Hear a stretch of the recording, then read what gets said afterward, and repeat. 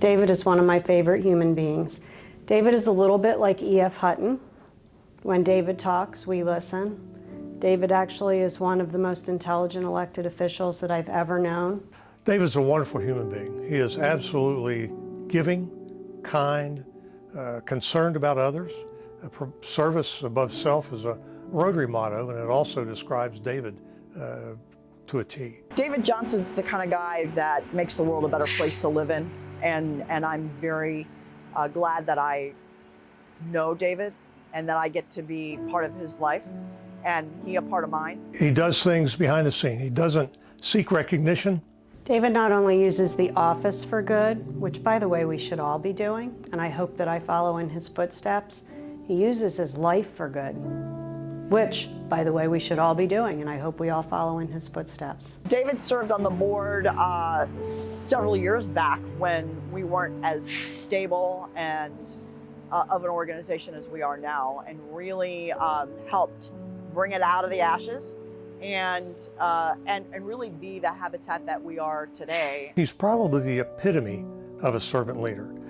He does service, he helps others, he willingly shares, he's unselfish, he gives freely of his time and talent in all things that he does. He's doing it because it's the right thing to do, and he's doing it because he thoroughly enjoys it, and when he does it, he provides good stewardship for those that are around him so that they can become the leader that he is. That's a game changer for a community. When I think about David's involvement in base camp, I think they too are lucky to have him involved, that he cares about people, but about kids and what that organization does for them. Both David and I have had cancer.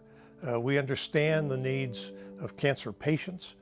We understand the needs of the support group, and we understand the needs of caring for both the patient and the caregivers as we go through this journey. I think when kids are sick, when anybody's sick with a terminal illness, the support of the community is critical to get through it. And when you've got supportive people that don't even know you, it's very uplifting.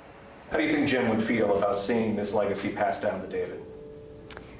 I think, I don't know that I can get through this one, just so you know.